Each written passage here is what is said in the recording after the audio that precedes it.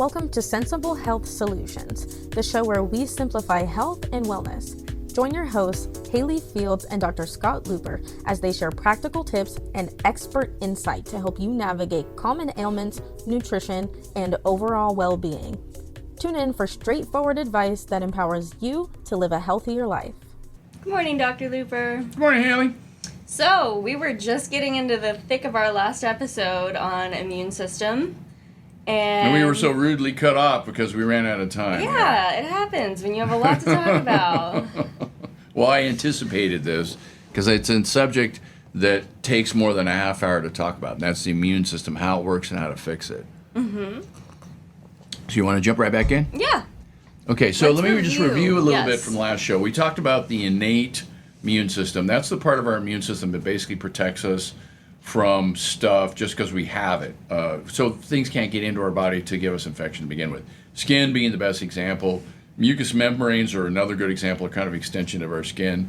The mucus that's on our mucous membranes is another layer of protection. The stomach acid that our stomach produces is another example of innate protection. I mean, we're not making antibodies against the bugs on our food. We're just cooking them in acid. Yep. Right? Right. And so, well, there's that much less bacteria we have to deal with. Woo-woo, we save someone's life, right? Because we have this stomach acid thing. Except for it's so often blocked. Millions of people are taking acid blockers, and millions of people are at increased risk for getting digestive infections because of it. So I'm a big fan for having stomach acid and doing things to fix the problem at its core. But again, that's another show, so let's not do that one. There's other elements to the immune system that are considered innate. One of those is the white blood cells. Yeah, that's where I was wondering what we were missing last episode is what about the white blood cells? Yeah, white blood cells. So what white blood cells do, they're little cells that go around looking for foreign material. They pick fights. They could sense it, and when they sense it, they go and they eat it. Mm-hmm. Or they dump bunches of chemicals and just kill it locally. Yeah. So the way the white blood cells, there's different kinds of white blood cells, but this is a common trick of white blood cells. They got these little packets of poison, maybe 1,000, and they store them inside them. And they're just all safely sealed up in these little membranes. What's the packet of poison called? Oh, they're called vacuoles. Vacuoles. That's the name. The doctor name is called vacuoles. Yes. These are vacuoles. And so when they get close to something that they want to kill, the vacuoles get pushed out to the surface, and the vacuole membrane touches the cell membrane. They blend, and it goes pop. It just literally it attaches to that membrane, and the membrane just turns to one. And boop, now you just dumped a little packet of poison in the environment. Now, I'm the white blood cell, you're the pathogen. Pop! And you're like, wow, I don't like that. But better yet, pop, pop, pop, pop, pop, pop, pop, pop, pop, pop, pop. I do 100 of them, and now you're wasted. Done. You're cooked. Done. The amount of poison is well beyond what your tolerance for it is, and I just took you out. What's the poison called? They vary from white blood cell to white blood cell. They're just basically innate poisons, things that kill the other stuff. This is particularly good for viruses because these tend to break down proteins, and viruses are made of proteins, and so you could just strip the proteins down to its basic amino acids, and there ain't no virus anymore. We just killed it. Okay? Now, the trick of this thing is you have to be on the spot. You have to be ready right when the organism shows up. So it's like luck. There's no, oh, far away, there's this thing, right? That's the adaptive immune system doing its thing. It's more like you just came in the wrong place and you ran into me and I'm taking you down. That's great. I mean, we got a lot of that going on. There's some organisms, that's the only immune system they have. It's just this innate, right place, right time kind of system that they have. And it works. I mean, it works pretty good. The vast majority of immune action that we do is all innate. So, now there's another thing now you're dead. Okay. Now you're this dead stuff laying around. It's free food for anything that lies around. We got another bacteria coming in, and if I move on, and now they're going to eat it. So we should clean this up. This is part of the immune system as well, keeping everything tidy. So there are some cells. They're called macrophages, which is doctorese for big eaters. Okay. Well named. Yes, macro. Yeah. They bloob in, and then they absorb and digest the whatever the thing is, whether it's a bacteria, or virus, or fungus, or something like that. And so they basically just digest these things, clean the area up. And so that's also part of our innate system. As I'm thinking of these, I'm thinking of so many details that I'm not saying. It's pretty intricate. I think we could probably do 4 or 5 shows. There's a thing where they eat the foreign organism, then they examine the pieces, and they go, ooh, this one's interesting, and they take it and they blob it out to the surface of the cell and say, look, this is what they taste like. Oh. And so then the other cells go, wow, and they check it out. Well, that's really a trip. Hey, look, why don't we make some kind of like antibody? Whoa. Now we're into the adaptive immune system. Let's hold off on that. Okay. So these big eaters have a role to play in getting the more advanced immune system up and running. But let's go back and talk more about the innate immune system. There's another thing we have that's super important, is we got these proteins that are just looking for a bacteria to land on. So they're sticky for bacteria. So if bacteria shows up, that's the most likely thing to get through our skin or our mucous membranes is bacteria. And so if a bacteria that gets in our system, these proteins just can sense that bacteria is there, so they land on the bacteria because it's sticky. There's a certain polysaccharide cell wall the bacteria have that's attractive to these proteins. So they stick to the bacteria, then they attach another one that sticks, and then they attach another one that sticks, and it's called a complement. One goes to the next, goes to the next, goes to the next, and it forms this little structure, like a self-assembling erector set on the outside of the bacteria. And then the last piece goes flunk and kills the bacteria, cuts it open, and the whole thing spills out, and the guts of the bacteria come out, and we got a dead bacteria. And we never had any white blood cells. We never had to have the skin work. It wasn't an acid bath. It's just we make these proteins that are just innate, all automatic. We don't have to lift a finger. Bacteria killers. And we get, again, most of our protection from these cells, from these complement cells. Every once in a while, complement goes bad. It doesn't work right, or more likely, it becomes overactivated.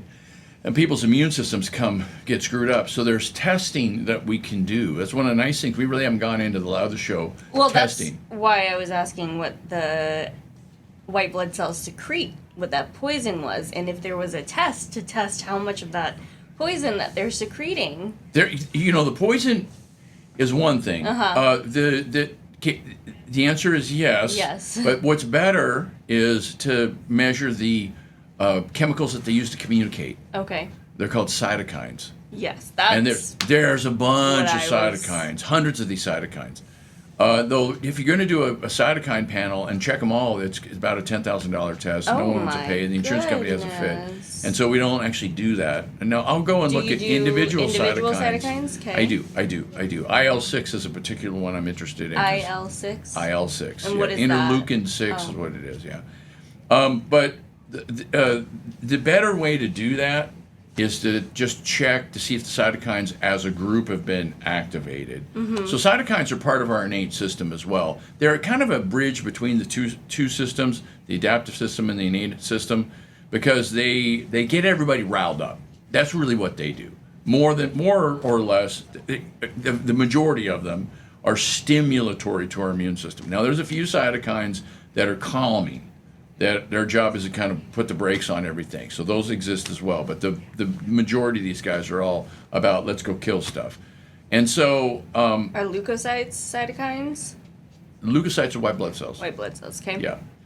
Leuko meaning white, and then cyte, cell, white blood cells. Okay, so anyways, the cytokines can be a problem. If cytokines get activated too much, then our immune system goes crazy.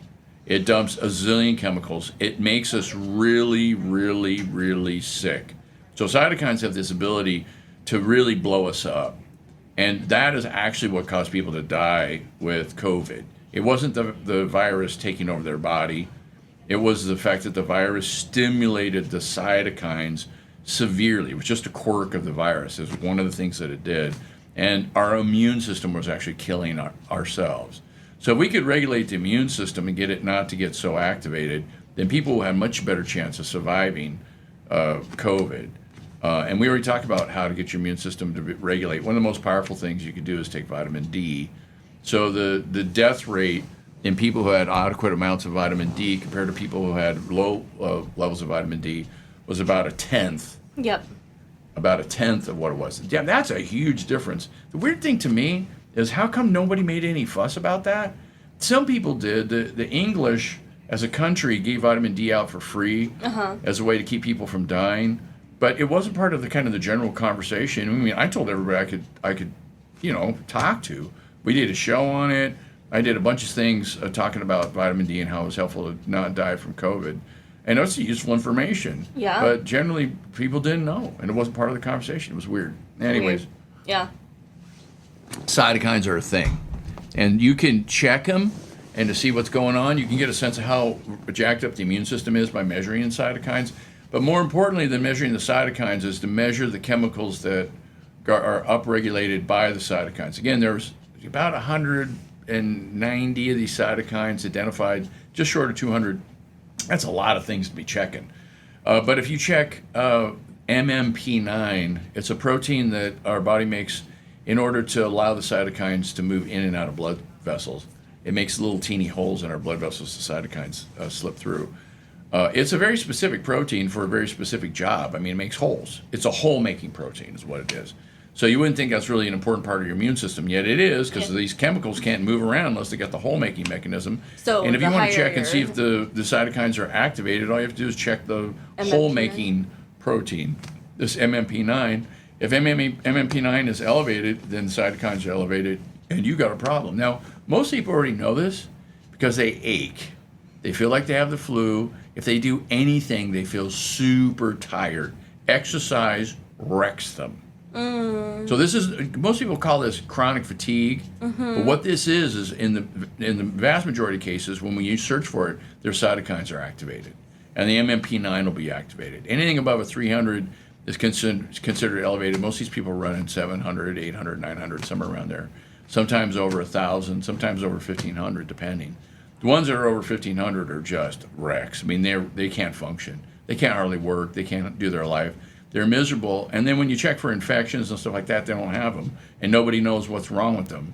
It's an interesting thing is there's all these people out there that have this stuff, and for most doctors, they don't have a clue how to approach them. And for us, it's bread and butter. I mean, we do this all the time. I know what kind of tests to run. I know how to look at their immune system. And basically, the task becomes regulating their immune system. You also want to find whatever the basic infection they have.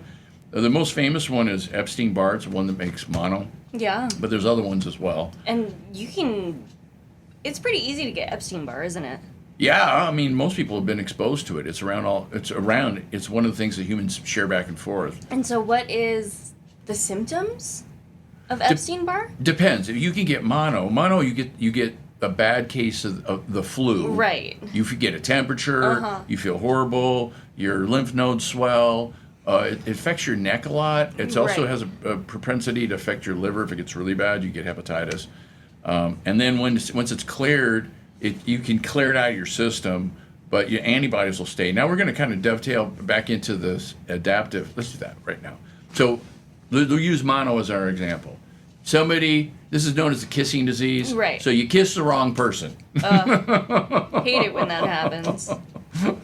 Or they just sneeze on you, or they just, I don't know, it gets in the air, right? You're breathing. Who knows? Whatever. It's viruses. Like there's these little flicks of stuff that get in the air.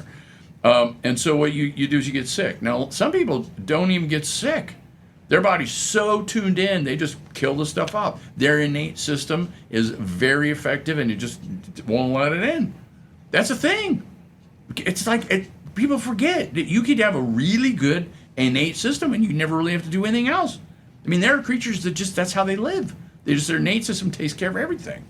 So, but we're going to assume that it broke down, that the virus got in through our defenses, and now is infecting cells. And what it does is it lands on a cell, it penetrates, it releases its instructions, its RNA or DNA, depending on what kind of a virus it is.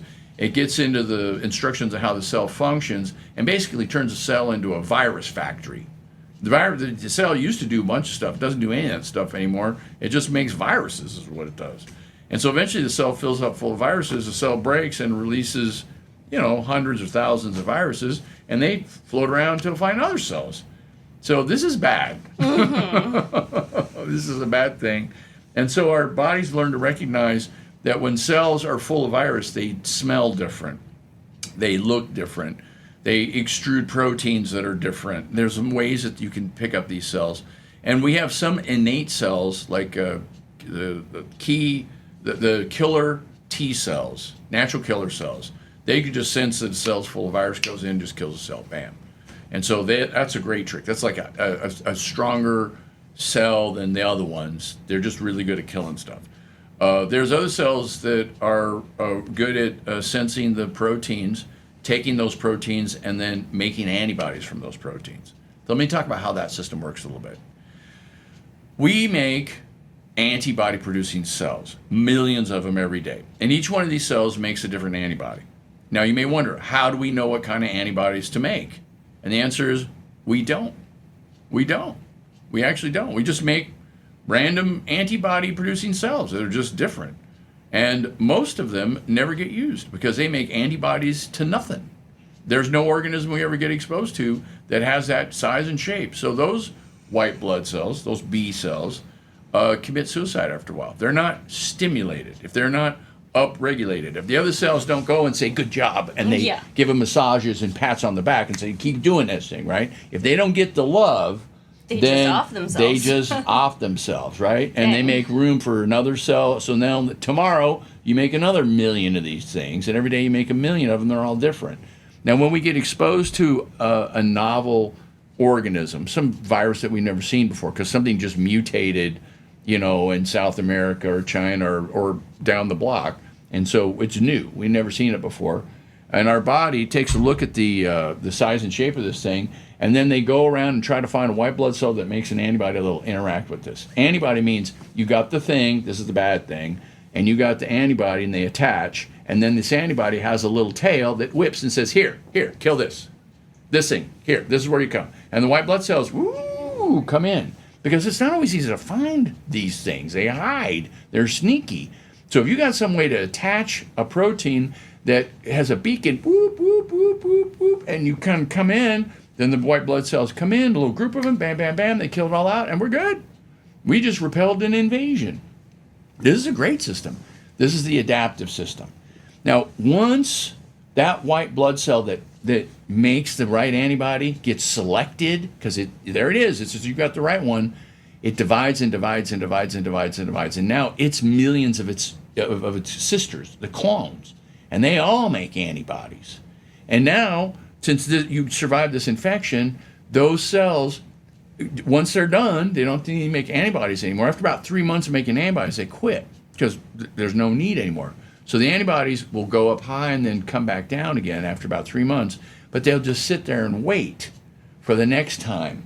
Because chances are, if one got through once, there's going to be another wave. Remember how COVID was? Right. We got a wave, and then it kind of died down a little bit, and then we got another wave, and then it died down, and we got another wave. We keep getting these waves. Yeah, and it evolved every time. Forever, by the way, forever. They never quit. Yeah. The Spanish flu that killed millions back in the early 20th century, it never went away. We still have it. What's the plague? The horrible plague that killed a third of the population in Europe? Yeah. Yeah, it's still around. Okay. It never disappeared from the planet Earth. We just got used to it. Our immune system got really good at fighting it off. And knowing what it was, seeing it coming. People die of plague every year, but just handfuls instead of millions, right? Because the plague figured out a workaround for our immune system, and then eventually our immune system figured out a workaround for the plague, and now we get this, we survive. We'll wait for the next one to come. It's always something, right? Right, and it gets stronger eventually. Well, they mutate and they figure out ways to get through our system because we got this elaborate system.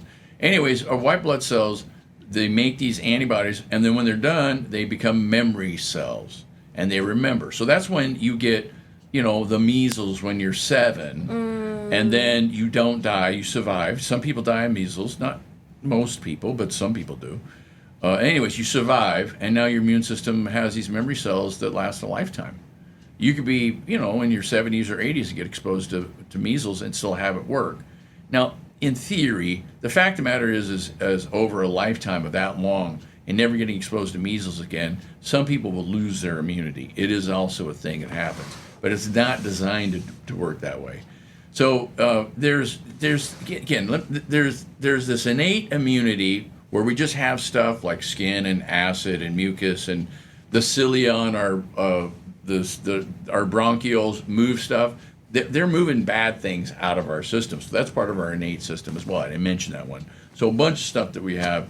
But if the bugs do penetrate our defensive system and get down inside us, we have this backup system that where we can sense whatever the foreign organism is, take a piece of its protein, find out where we got the right fit in terms of the antibody production in our white blood cells, upregulate whatever that white blood cell or the group of them are, and then now we got defense against this whole thing. Now this whole process takes days, so the innate system works right away.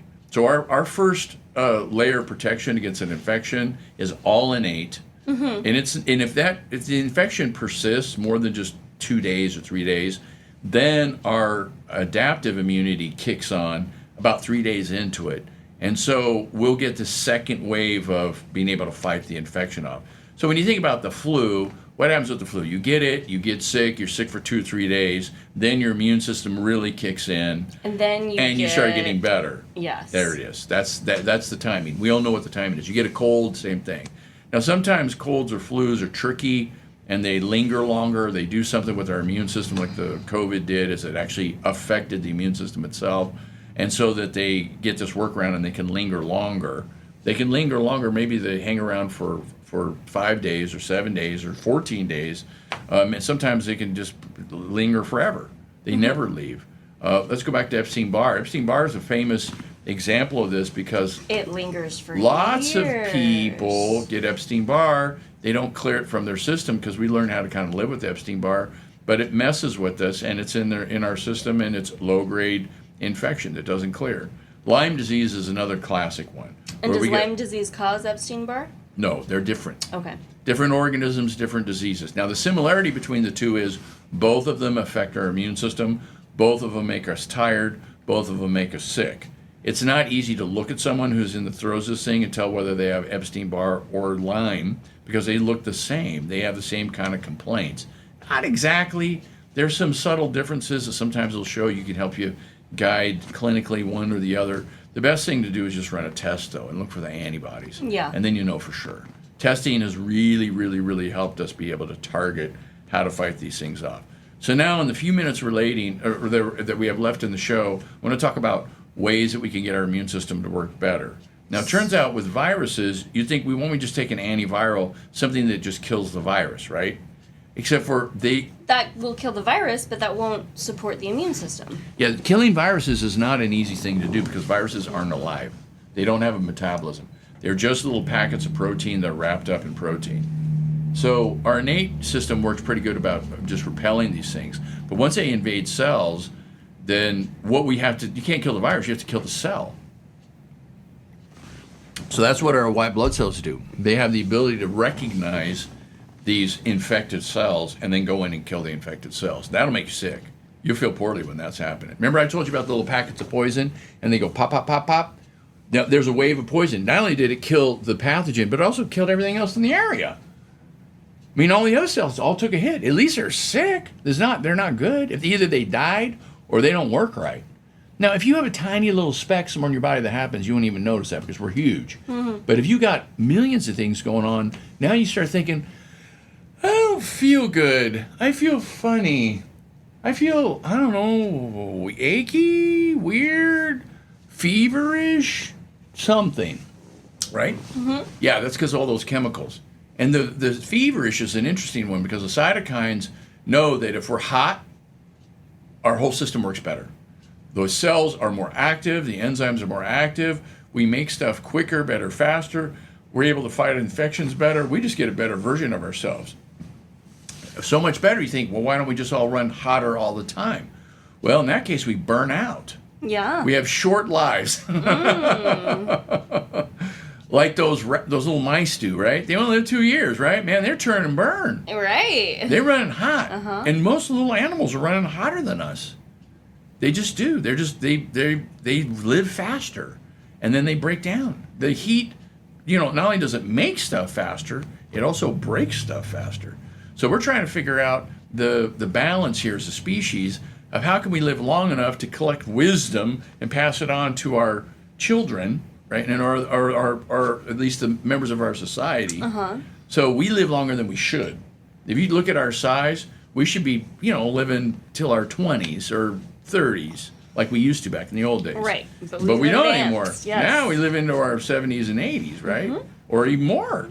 Because our bodies have learned how to adapt to our modern lifestyle, and things are changing, and we're living longer because there's a utility for our species to live longer. Oh, Dr. Luper, I think we are out of time. Okay, so there's a lot more to be said about the herb thing. Let me just say before we're done, there's a whole bunch of herbs that stimulate our immune system to work better. That's how they work. They don't actually kill the organisms. Lots of them. Scutellaria is one, Mahonia is one, Glycyrrhiza is one, elderberry is one, astragalus is one. There's all kinds of herbs that are good for our immune system, and they work by stimulating our immune system rather than killing stuff directly. Garlic is the exception. Garlic actually is toxic to a lot of organisms and just kills them. So if you rub garlic on something, the reason why the plant makes the garlic is so that it's a defense. Right. Yep. And so we get to take that defense on. So does oregano and mint and other kinds of oils that come from plants. They're all defenses we're just taking. We're borrowing their defenses. But most of these things stimulate our immune system to work better, and that's how they work. So we always got to think, how do we build people up? And the best way to build people up in this situation is to have them sleep. Sleep goes a long ways to helping people heal. So that, again, everybody knows this already, but I just got to remind people what you already know, that what you're trying to do is get your immune system to run better. What you need to do is get out of the way, go lay down, and let your immune system go to work. Yeah. Common sense. Okay. Well, we will probably review on another episode. All right, Haley. Thanks. Thanks for tuning in to another episode of Sensible Health Solutions. We hope you found today's discussion enlightening and packed with practical tips to enhance your wellness journey. Remember, small changes can lead to big results. If you enjoyed the episode, don't forget to subscribe and leave us a review on your favorite podcast platform. Your feedback helps us bring you the best content possible.